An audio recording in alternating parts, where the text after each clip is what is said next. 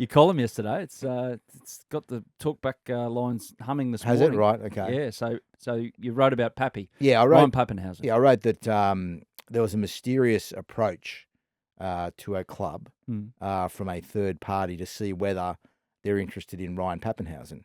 At what price would they be interested? How serious a level of interest would there be?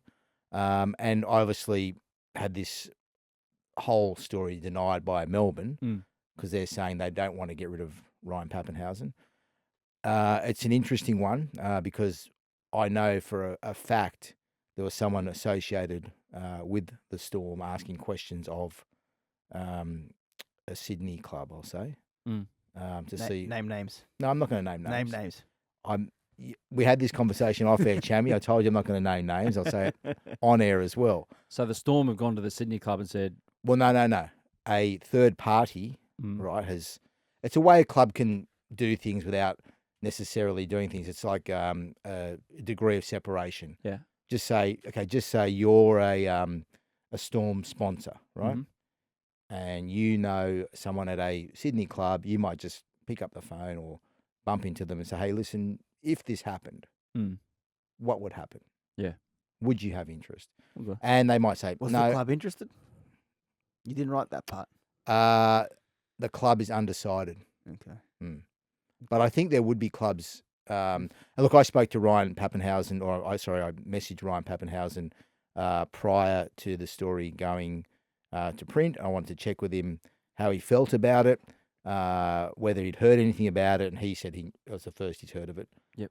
But he wasn't angry about it. He knows that this is a business. 2025 his contract until. Yeah, so he's got a while left. And look, I guess with the Storm, they've got Nick Meaney was pretty good this year. And they've got another young kid coming through who's far longer, yeah. He's getting a lot of raps. I cannot believe he didn't play in the finals. Really? Oh, you saw him in that last round. He's spectacular. Sure, he played in that Brisbane game. Yeah. And there was nothing really on the line because nothing was going to change. You just look at him and go, he's a game changer. Well, he plays without fear, doesn't he? Yeah. And he plays with speed, and he's got that Benji mid-air step that everybody loves. And he's on peanuts. Is he right? Okay. Yeah. And he's on peanuts. I guess that's the difference. And is he contracted, Chammy, for a while? I think he's got at least another year. At least another year, maybe even two. But okay, so if you perform the way you did in that one game, and then you play a rep footy and you do what he did, it won't be long before the manager, if it hasn't already happened, come knocking and say, well, he's worth more than what he's on. So when I wrote the thing, like before I wrote it, I tried to ring Frank Panisi, but I think he's overseas on holidays or something or other. I messaged with him. He says there's nothing in it. Ruined his holiday when your name pops up on his phone. And then after the story came out, he gave me a pretty good spray too, just via text. Wasn't happy with it. That's the way it goes. Capital letters in the spray? I don't think so. No. I don't think exclamation marks? Ring him. I'm not going to ring him because I don't think he's interested in talking. Ring him on the show. Chammy, it's not a talkback show, all right? Let's make it a talkback show. You just crave We're gonna ring people's someone attention, don't you? You crave attention. What? How is that me craving attention? I said ring him. You need people to talk to you all. Like you can't. How is this going there? When you drive in your car, right? I have to ring people. Yes. He has to speak to. He can't just put a podcast on. Well, I get bored. Music. Yeah. No.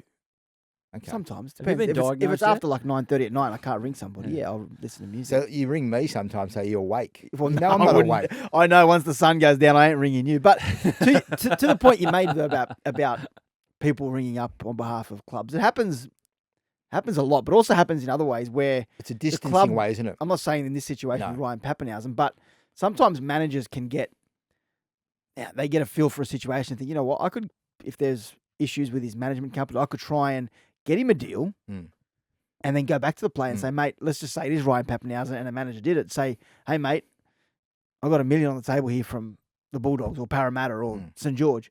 Are you interested or do you want to leave? Well, I don't even know what Ryan Papenhuyzen's on. He'd be on quite a big salary anyway.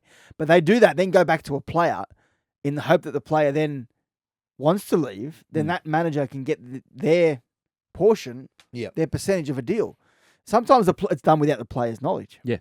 Like maybe in this instance, I don't know. Well, I don't know if this is an agent or if it's somebody else, though. You haven't I haven't established that. So, I haven't told you. Do you want to tell us that? No. Okay. So what I'm interested in is, Chammy, do you think it's a good idea? Do you think is given what they've got coming through, and Melbourne are pretty short in forwards? Would you do it or not?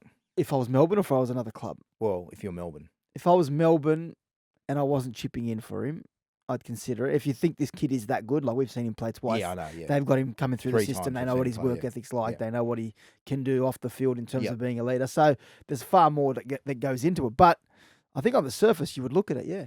And if you're a rival club, you want to make sure you do a pretty serious medical to make sure Ryan Papenhuyzen's. I think if you're a rival club, you've got to see how he goes next season. And if he plays...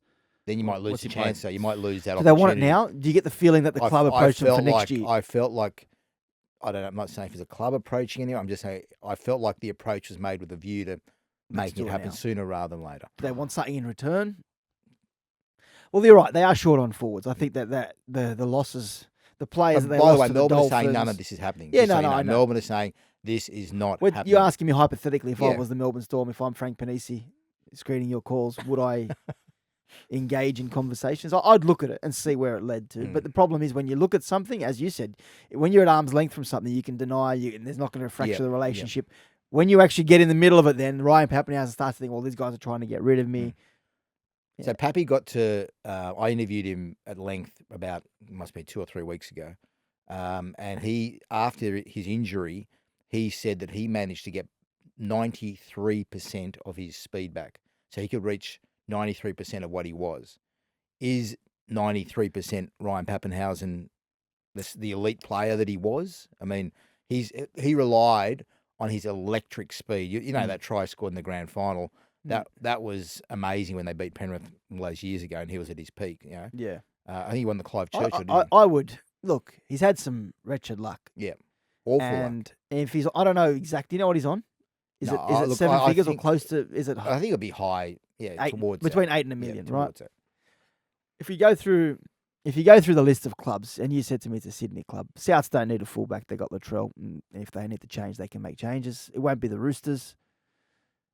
Potentially Dragons. I think the jury's out on Tyrell Sloan. I don't think Shane Flanagan is convinced that he's their long-term. Well, he wanted to mentor him, didn't he? He wanted him to come in and get early hands on him to say, listen, this is what you got to do to change the game and work on him in defence in particular. Defence wants him tougher. So it could be the Dragons could go in for him. The Eels, I wrote during the year about their X-Factor. They want X-Factor. They want a fullback with some speed. If he's, he could be perfect for the Parramatta Eels. Do they have if they room? have the money. Do they have room? You know they're capped back to front, Chammy. I'd imagine the Storm, if it does go down the path where they actually engage in conversations, they'd probably want something in return. So if someone in that forward pack that they liked left, that would make a little bit more room for them, then they could get Ryan Papenhuyzen in it. And to be fair, the Eels are stacked. They're stacked in the forwards, aren't they? Well, they were, but they lost a few players. But they are in good shape in the forwards, especially with Jermaine Hopgood coming on. So it could be them. The Tigers, I don't know. They've given big money to Doreen Bull over the Tigers. Yep. 2.7 over 4 years. So I don't think it'd be the Tigers. Won't be Penrith. Could be the Dogs, but Crichton's going over there from big money. So really, there's Manly won't be. I can't see Tom moving yet to centre. Is he still a fullback, Tommy? Well, that's the question. Well, if they don't have him, they have Cooler at fullback. So yeah, I can't see it being Manly. Newcastle. You're sitting there laughing as I'm going through the list. But is he at 14? He said Sydney. Well, that's right. Is he? Papenhuyzen at 14. You're not paying Papenhuyzen. The Melbourne aren't chipping in that much money for Papenhuyzen to go be a 14. Yeah. Like, I just wonder with that position in general, when's it going to go that the Gold Coast situation that it becomes such a defined thing? It becomes a big dollar position because you come on after 20 minutes and you play the last 60 as a 14 and create havoc. I think it's an important position. Yeah, it's I still think clubs are changing reluctant all the time to dish out big money for a 14. Yeah, well, it's an important. You're right though. It is the position has evolved. In Origin, it was vital, wasn't it? I mean, yeah, well, the way Queensland used their hookers and yeah.